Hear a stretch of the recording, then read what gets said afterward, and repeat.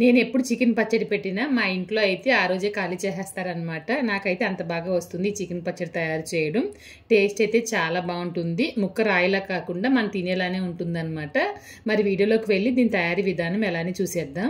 పావు kilo boneless chicken తీసుకున్నానండి. మీరు బోన్స్తో కూడా తీసుకోవచ్చు. దీంట్లో కొంచెంగా ఉప్పు పసుపు వేసి బాగా కలిపేసి ఒక 10 నిమిషాలు పక్కన ఉంచేయండి.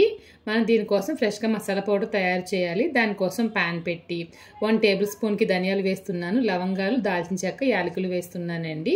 వీటిని తక్కువ మంటలో పెట్టి బాగా ఫ్రై చేయాలి. ఇవి వేగేటప్పుడే 1 టీ స్పూన్కి జీలకర్ర వేసాను, కొంచెం ఆవాలు, కొంచెం మెంతులు కూడా వేసి బాగా ఫ్రై చేసి పౌడర్ చేసి పక్కన పెట్టేయండి. ఇప్పుడు అదే ప్యాన్లో నానబెట్టి ఉంచిన చికెన్ వేసి చికెన్లోంచి వాటర్ బయటకు వచ్చే వరకు బాగా ఫ్రై చేస్తూ ఉండాలి. వాటర్ అంతా ఇంకిపోయే వరకు బాగా ఫ్రై చేసి ఒక ప్లేట్లోకి అయితే తీసి పెట్టేస్తున్నాను. ఇప్పుడు అదే ప్యాన్లో 1 కప్పు ఆయిల్ అయితే వేస్తున్నానండి. మీకు నచ్చిన ఆయిల్ మీరు యూజ్ చేసుకోవచ్చు.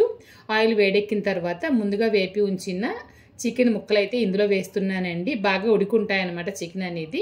ఇప్పుడు దీంట్లో తక్కువ మంటలో పెట్టి ఈ విధంగా ఫ్రై చేయండి. ఎక్కువ మంటలో పెట్టారంటే కనుక లోపల పచ్చిగా ఉండిపోయి బయట వచ్చేసి మాడిపోతుంది అనమాట, రాయిలా అయిపోతుంది. అందుకని చెప్పేసి తక్కువ మంటలో ఫ్రై చేయండి. ఇప్పుడు అదే ప్యాన్లో ఒక 3 టేబుల్ స్పూన్కి అల్లం వెల్లుల్లి పేస్ట్ వేసి బాగా ఫ్రై చేయాలి. ఇది వేగిన తర్వాత ముందుగా ఫ్రై చేసి ఉంచిన చికెన్ ముక్కలు అయితే వేస్తున్నాను. వేసి వేపుతూ ఉండాలన్నమాట. తక్కువ మంటలోనే పెట్టి ఫ్రై చేయండి. ఇది వేగేటప్పుడే ముందుగా తయారు చేసి ఉంచిన మసాలా పౌడర్ వేస్తున్నాను. రుచికి తగినంత సాల్ట్ కూడా వేస్తున్నాను. వేసిన తర్వాత స్టవ్ అయితే ఆఫ్ చేసేసానండి. ఆఫ్ చేసేసి కారం వేస్తున్నాను. నేను క్యాస్ట్ ఐరన్ ప్యాన్ ఉపయోగిస్తున్నాను కాబట్టి వేడి చాలాసేపటి వరకు ఉంటుంది. అందుకని చెప్పేసి బబుల్స్ అనేవి వస్తున్నాయి అన్నమాట.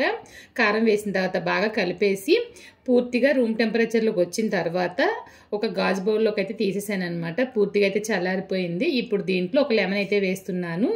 పావు కేజీ చికెన్కి ఒక లెమన్ అయితే సరిపోతుంది.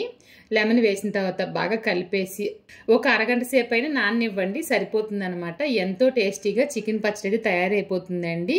ఇంకా బయట అయితే నాన్ వెజ్ పికిల్స్ అంటేనే చాలా కాస్ట్లీగా ఉన్నాయి కదండి. చాలా ఈజీగా మీరు ఇంట్లో తయారు చేసుకోవచ్చు. మరి ఇప్పుడే మీరు కూడా ట్రై చేసేయండి. ఇంకొక వీడియోలో మళ్ళీ కలుద్దాం. Thank you.